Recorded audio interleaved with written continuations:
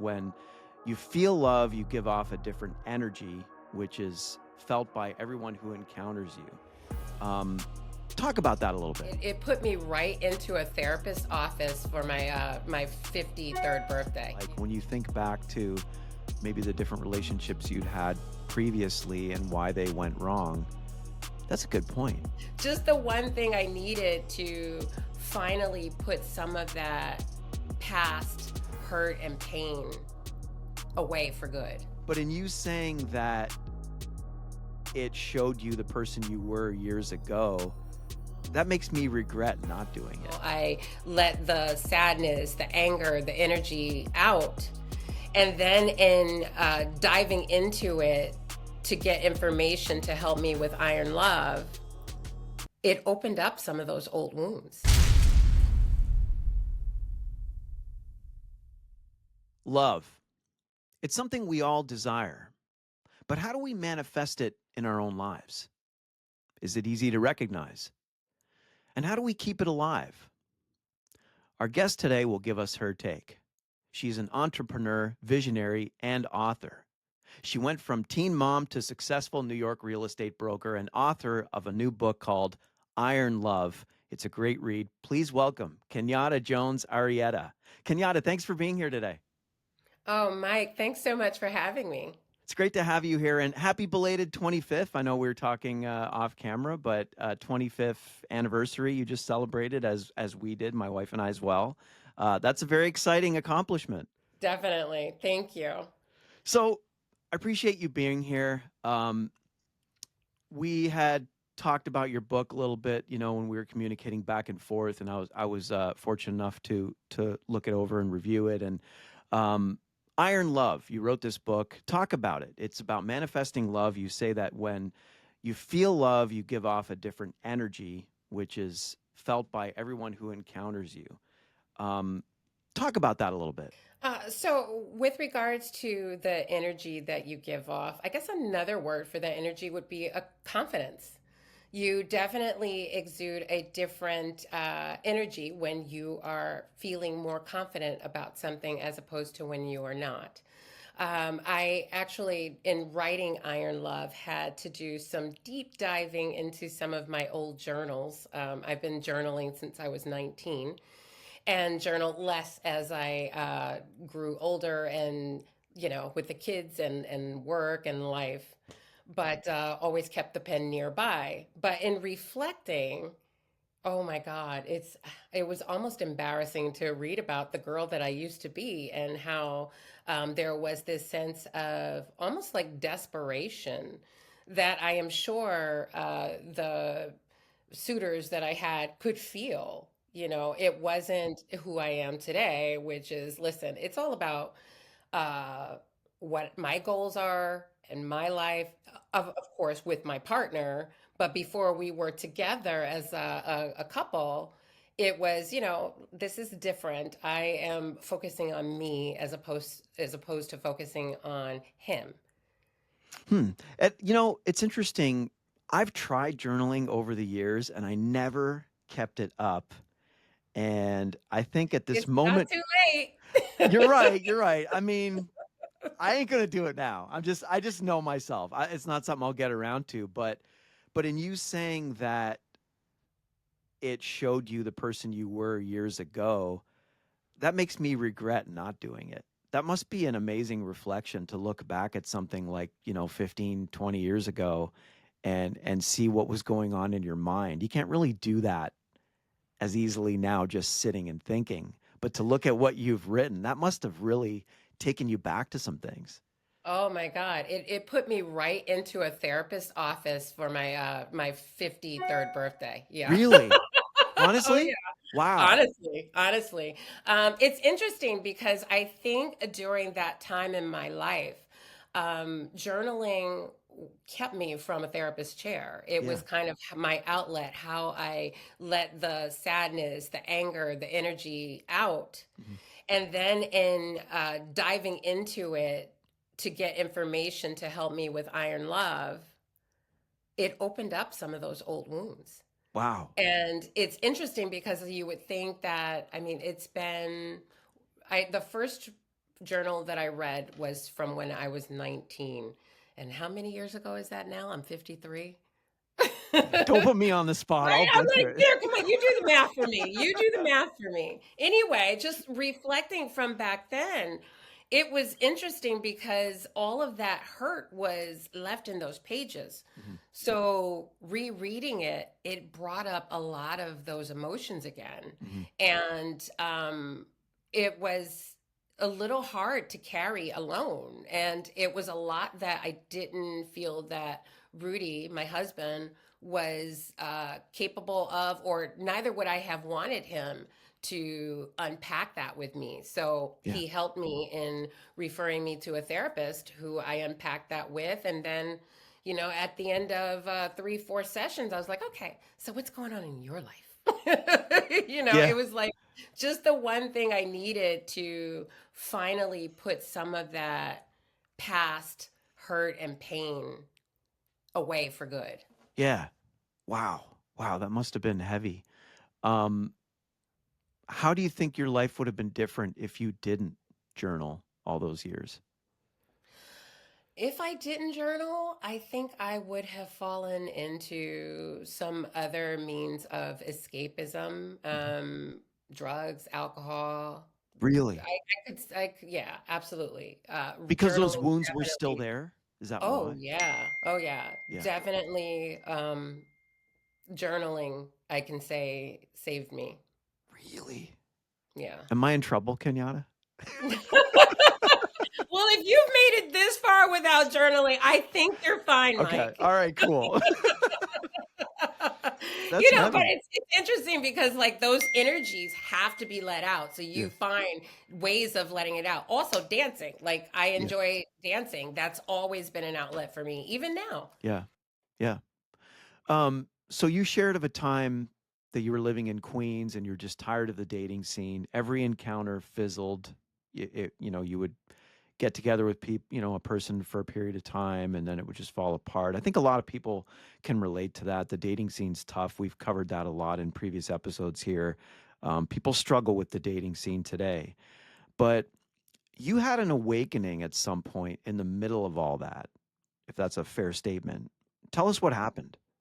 I can't say that I had an awakening per se. It was Okay. literally watching that movie Practical Magic and just thinking, hmm, I want to I want to try to manifest my ideal partner. Yeah.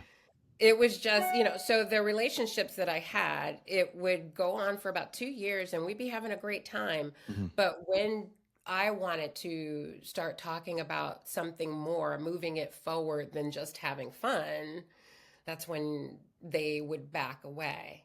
Yeah. Um, but interesting, the whole dating scene. I think we as humans need that. And you need it because it helps you to identify the things that you like, the things that you don't like. Yeah. You would not have a clue as to what your ideal partner is unless you've experienced what it is not. That's a good point. That's a good point. It's like learning through trial and error, I guess. Yes, And I never really thought of that. absolutely. But you Yeah. do learn, like when you think back to maybe the different relationships you'd had previously and why they went wrong. That's a good point. Yeah.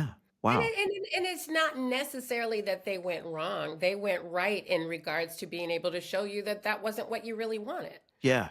Yeah. But it takes that experience to learn that, because Absolutely. ideally you're dating these different people, you're going through these periods where you're meeting somebody and trying that relationship route, and your intent is that it will work out and it'll be okay and it'll be successful, and it'll turn into something hopefully lasting, right? That's what Right. I think most people want. And things just kind of go off the rails and you learn, okay, that kind of person's not for me, that kind of person's not for me. And I mean, yeah, that's interesting. I never really thought of it that way. And then you also have to look at it just as you said it. That person is not for me Hmm. because during that time in my life, I was looking at myself and saying, what's wrong with me? And it wasn't necessarily that anything was wrong with me, Yeah. except for the lack of confidence. Yeah. Um, they just weren't the right partners. Do you think, I mean, what, I'm not asking for specifics, but there's an old saying, there's two to, it takes two to tango. Oh, So, that's now a I'm good not one. saying that something was wrong with you, but did those relationship failures make you examine yourself? And did you ever find a reason for something that maybe you could have done differently? Absolutely, absolutely. And in looking back at my journals, that was something that I was able to identify as well. During that time in my life, and I think also you think of like old programming, think back to the beaver cleaver, right? It was the woman, her role was in the kitchen and taking care of the kids. I think in some ways I was trying to fit myself into this. I could be a great housewife. I could be a great, support for you, as opposed to us being supports for each other. During that time, I hadn't developed what my interests and what I felt my role was in the world. I was more into what he was doing, whoever he was at the time.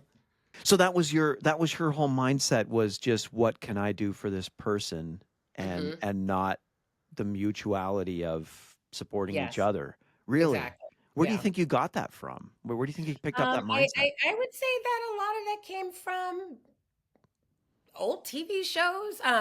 Yeah. Leave It to Beaver. My We're Yeah, dating there ourselves with you that go. reference, right? Yeah, I It's okay. I'm just putting it out there. yeah, There's and younger people it's listening right now interesting to going, see. "What is that?"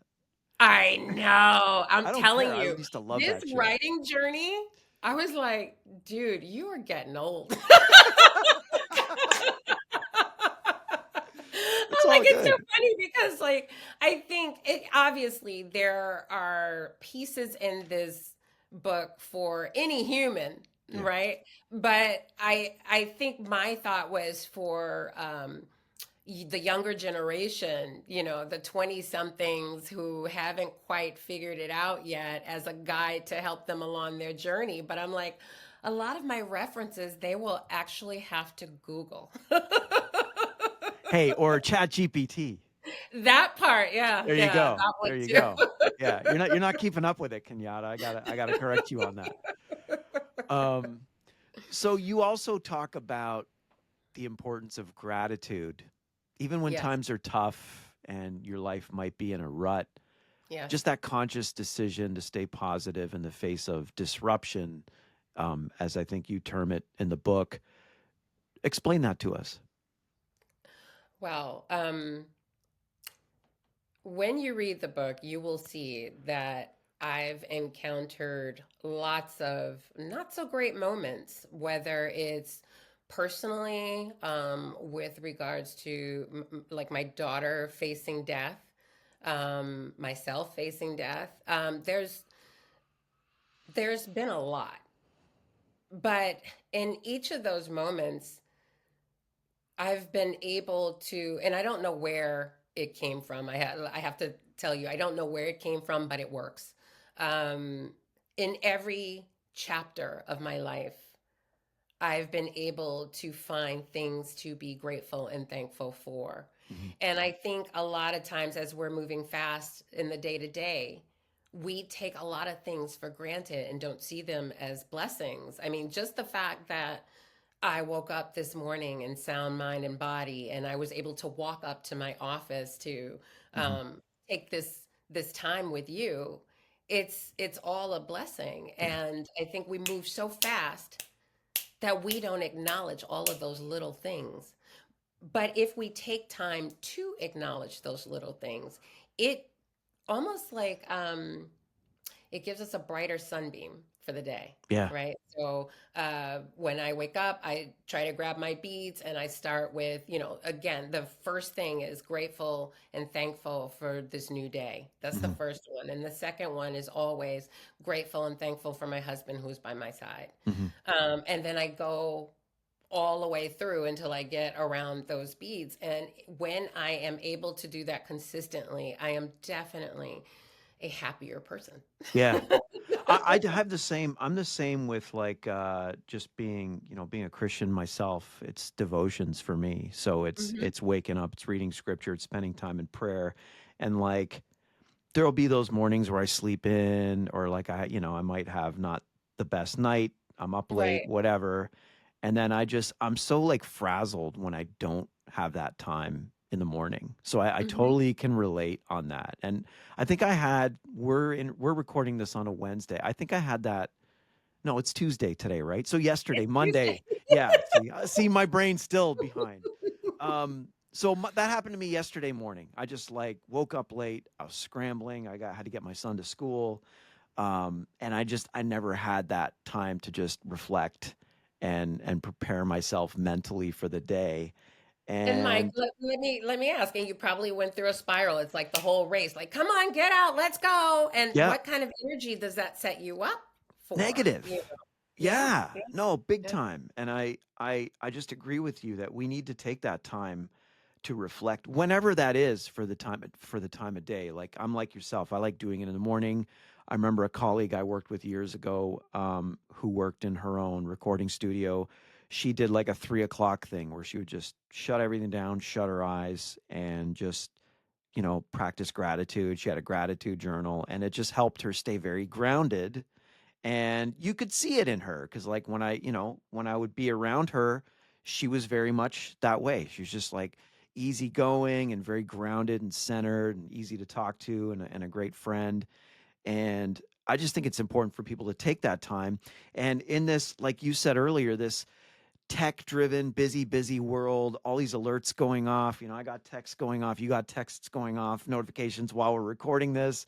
Um, we just don't know how to stop anymore. It just keeps going. It's like this perpetual busyness, as much as we like these phones and these tablets. And, And and Mike, I have to tell you, and that busyness is such a distraction because what I've learned over the last 4 or 5 years, when you're able to disconnect and just kind of rest with self or even in nature, you get answers to the bigger whys, like why you're here, yeah, what you're supposed to be doing. Because it's not, I'm not going to knock a 9 to 5, but yeah, we're not put here for that. right. We're put here to do things to help each other, to experience love, and to give. Yeah, you're right. And you talk about that in your book also. You talk about how the best impact you can make is your conscious decision to stay positive, and I couldn't agree with that more, especially in the face of trouble, adversity, whatever it is. And I think it's a powerful statement, and I agree with you on that because maintaining that mindset helps better equip us to be better problem solvers. It boosts our Yes. ability to reason, to be more effective in just about every circumstance. Talk about your experience with that. My experience with, Maintaining like a positive mindset consciously, even in the face of trouble. What's the first thing people do when there's trouble, right? Anxiousness, well, worry.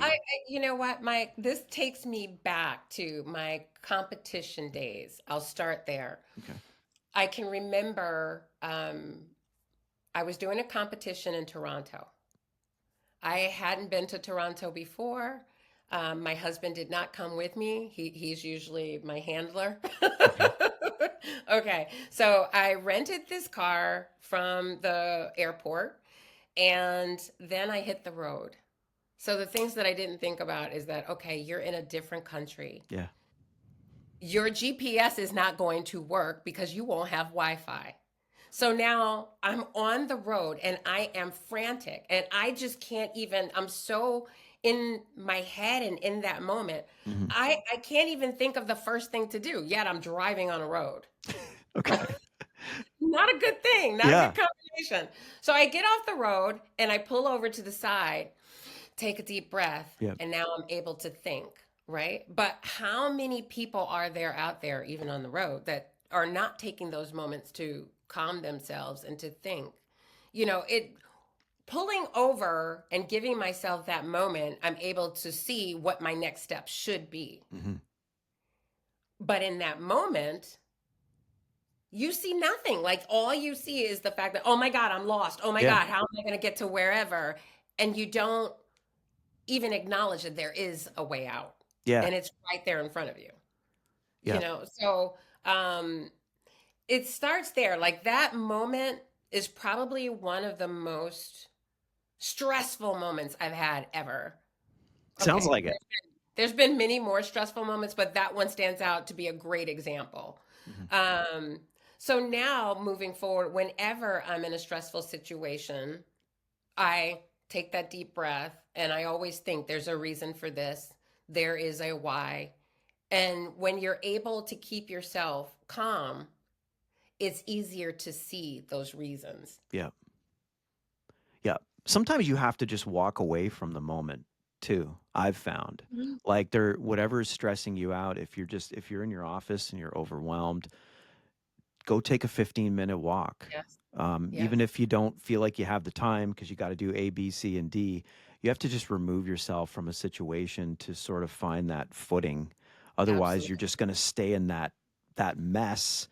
But that's what anxiety does, Kenyatta. It just ruins your ability to reason and to think, and that's why it's so destructive.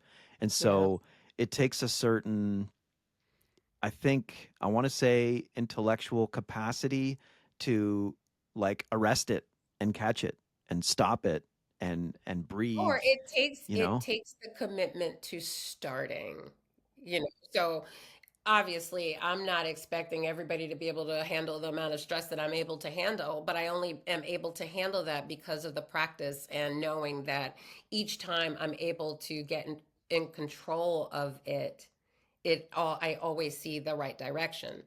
But that came over years. I mean, how many years have I been on this planet, experiencing and exploring it? So the commitment to start taking that moment. And then once you're over that situation, you're like, yeah, I got through that. I was able to handle that. And then that gives you the confidence to move forward to take on a little more. Yeah. Yep, for sure. So in your book, you share the story of your husband, Rudy, and how you guys got together. And I want the person listening or, the people listening or watching this just to determine that, like in your situation, sometimes that love that you're looking for might be in front of your face because you guys were friends for years, right? That's what happened to you. No. We were not No? friends for years. No.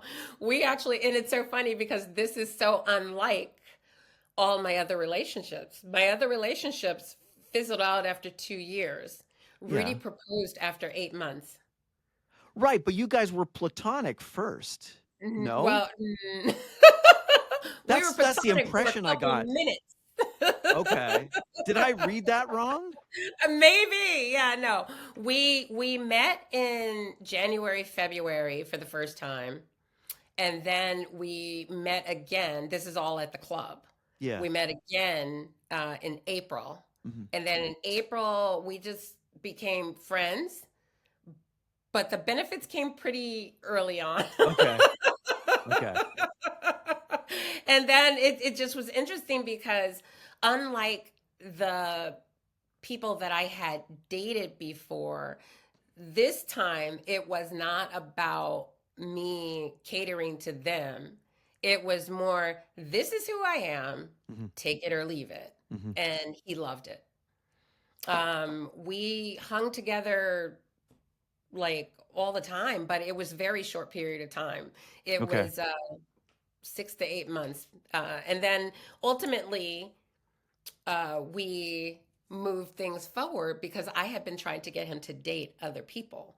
With Yeah. him being younger, I was like, "There's no way this kid is my forever person." What's the And age gap with you guys? 3.5 years.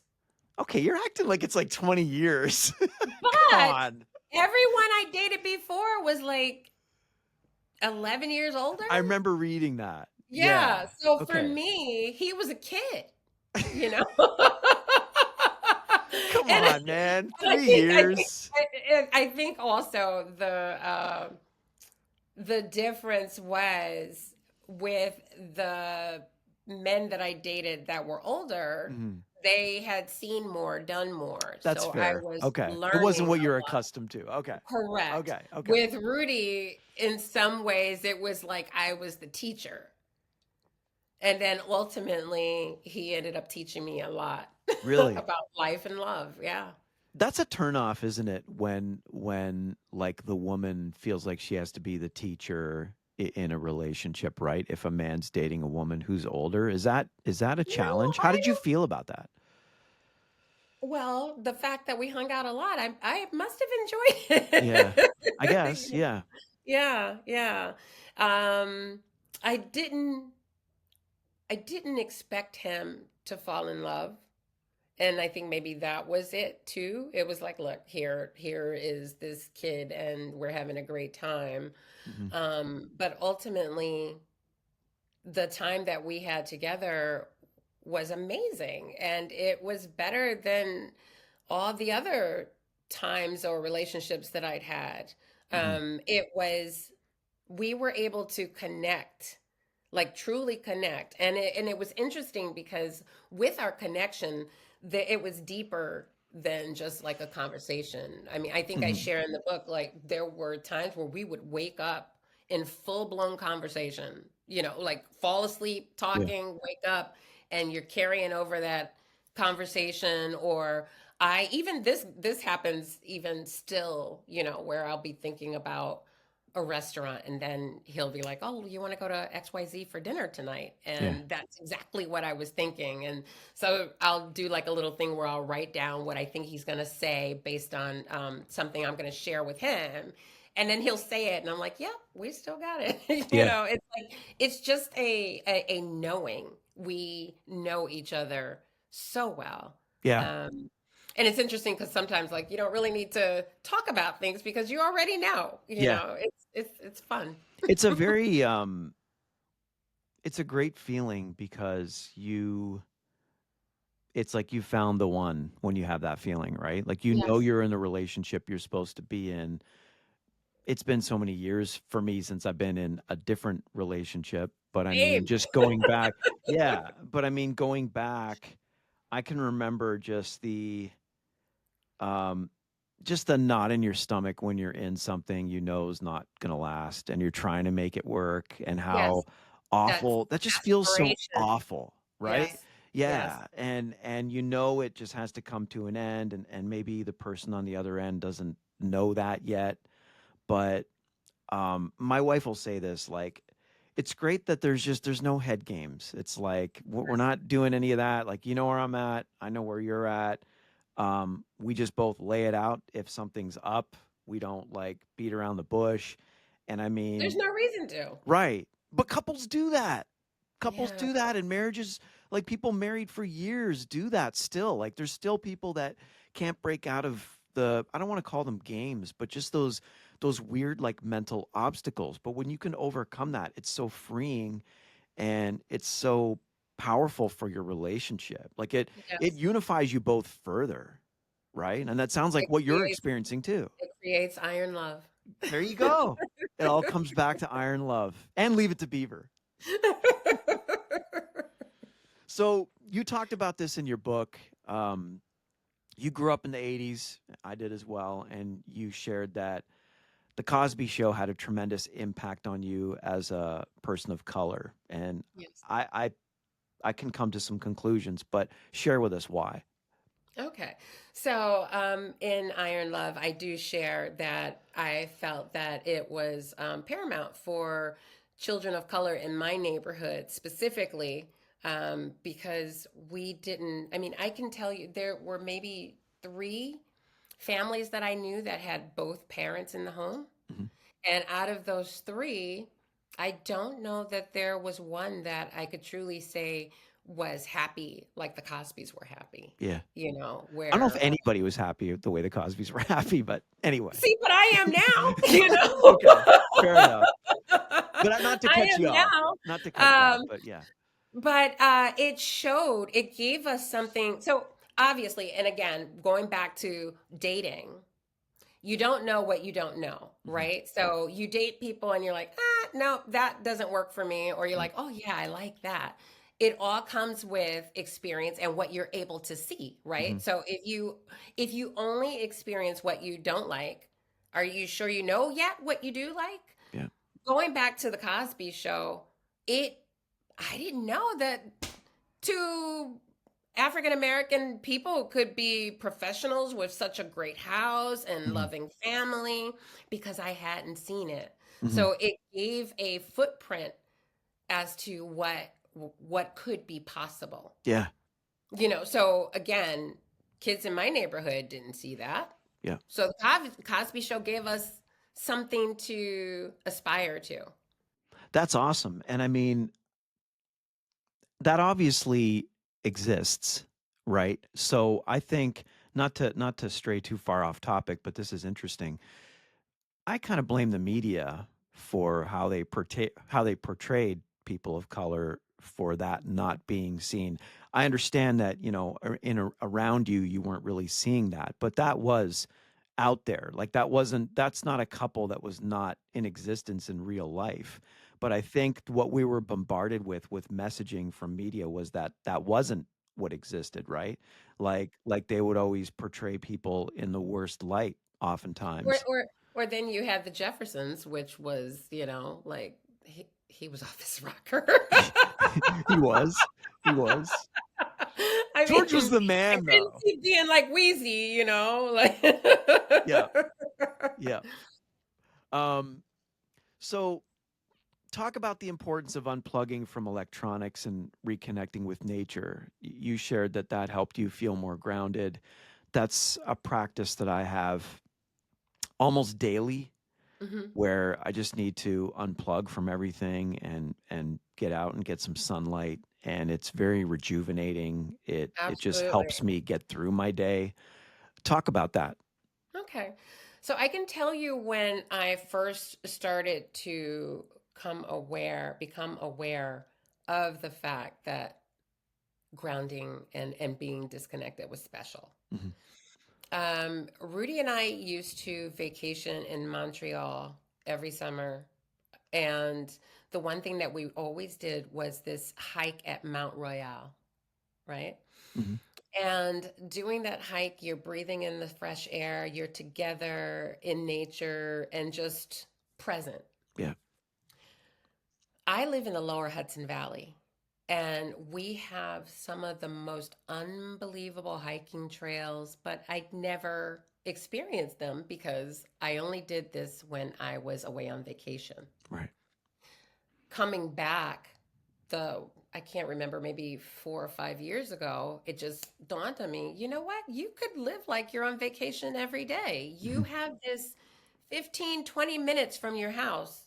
What's stopping you from jumping in the car and going to do a 40-minute hike? There was absolutely nothing. So I made it a part of my routine. And with that, I found that it made me feel more at peace. Um, Again, doing it first thing in the morning, it's almost like the gratitude beads. It just puts you like in a different headset. So grind, grind, grind, grind, grind. You can only do that so much, and then you become exhausted. Starting your day in nature, it's almost like it gave you the wings to soar even further than you could had you not done it. Yeah. Yeah, Yeah, and it's important. with work and writing now, we have a cabin in northern Michigan, and oh my God, I went there once and I stayed there for 6 days while working on Iron Love. And I could have stayed there in peace, in nature for six more. It just was that calming, that relaxing, and that beautiful. Yeah, it's important.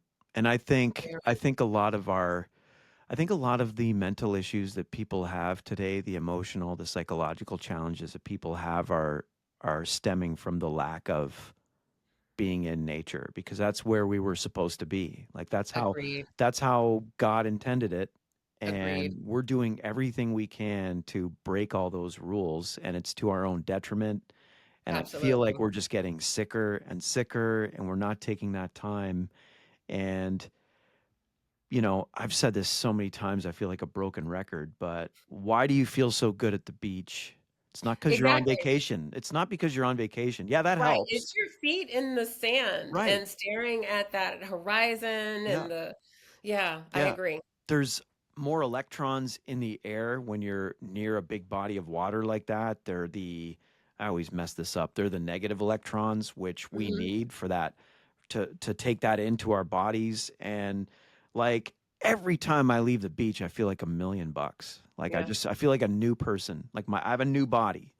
Like So this isn't a plug for grounding sheets, but do you have grounding sheets? I don't. You know why? You know why I don't like those? This is a rabbit hole, Kenyatta. So we might have to be Okay. another episode. Um, they if they're plugging into the power outlet, is it the ground plug that goes into your wall? Hmm. Yes. The ground is often dirty. And what I mean by that is it's very controversial. And I've spoken to engineers on this who have worked for like the EPA that have talked about this. But there are our grid has a lot of extra frequencies introduced by all the electronics that we plug in. And because of that, it introduces extra frequencies and noise into the ground around us in a lot of densely populated areas. And so I used to use one for years before I kind of did a deep dive on this. And apparently, it's not the healthiest. It's best to check that with like a professional. So, not to burst your bubble, No, well, but I will tell you, I've been using them for over a year. I okay. suffer from arthritis and severe inflammation. Uh-huh. I sleep better with them than I do without. That's awesome. Then you Could be, probably have a clean ground you where know. you are. I don't. I have a dirty ground where I am, and I've measured it. I've had it measured by professionals. So, I don't get to do much grounding here at the house, unfortunately, right now. But yeah, when you're out in nature, we do like day trips up to Sedona, Arizona from time to time, and we'll walk around in Oak Creek, which is just like Oh this my God. gorgeous creek in the middle of the woods. And it's like the feeling is like therapeutic. Like you Yeah, can't I, beat it. I actually went to Sedona for the first time this time last year Okay. and did a hike up to Mesa Airport Vortex Okay. barefoot the whole Wow. time. What was that like? It was amazing, but that's definitely a topic for another episode Yes. because it was also I had a very, very stressful run Mhm. where I was there for a vacation rental convention Okay. and then took the last day to drive out to Sedona. That was the plan. Hmm. But of course, coming from New York and not having my handler with me, I didn't bring major credit cards. So when I went to rent a car away from the airport, I needed to have an actual physical card and not what is on my phone in my Apple Wallet. Oh, okay. Yeah, Yeah. so there's a whole thing that happens with that journey. Yeah. That again, being able to think in the midst of a stressful situation, being able to step back and say, there's a bigger why. Yeah. There was a bigger why, but I promise you that's another whole episode, Yep. and that's going to be part of my next book. Okay, cool. I'm gonna hold you to it. I Um, promise. yeah, absolutely. There's this notion out there that people are afraid of happiness. And I think on the surface that might sound silly, but I think it's totally plausible. People Absolutely. fear being happy. Why do you think that is? Well, it's not that they knowingly have the fear of being happy. It's the breaking away from generational traumas and norms. We come to know love and relationships and all aspects of life based on how we were raised, whoever gave us that care and love from the beginning. So if we grew up in a house where there was abuse, that's what we know. So accepting something other than, even though it is bringing us to what would make us happy, because we're not comfortable with it because it's not something that we're used to, we tend to self sabotage. Hmm. Yeah. Yeah, I agree. I agree. So Kenyatta, how can people get more familiar with you and how can they find your book? Well, they can get familiar with me by one of three ways. You can follow me on social. You can invite me to your book clubs. And also, you can find the book on Amazon, on ironlovebook.com, and request it wherever books are sold. Awesome. Kenyatta, thanks for being here. Thank you. Appreciate it. And that'll do it for this edition. Drop us a comment and share your journey to find love. You might still be on it, and that's okay. We want to hear from you guys. We love hearing from our community. And always check us out at mikecpodcast.com. Until next time, bye, everybody. Bye.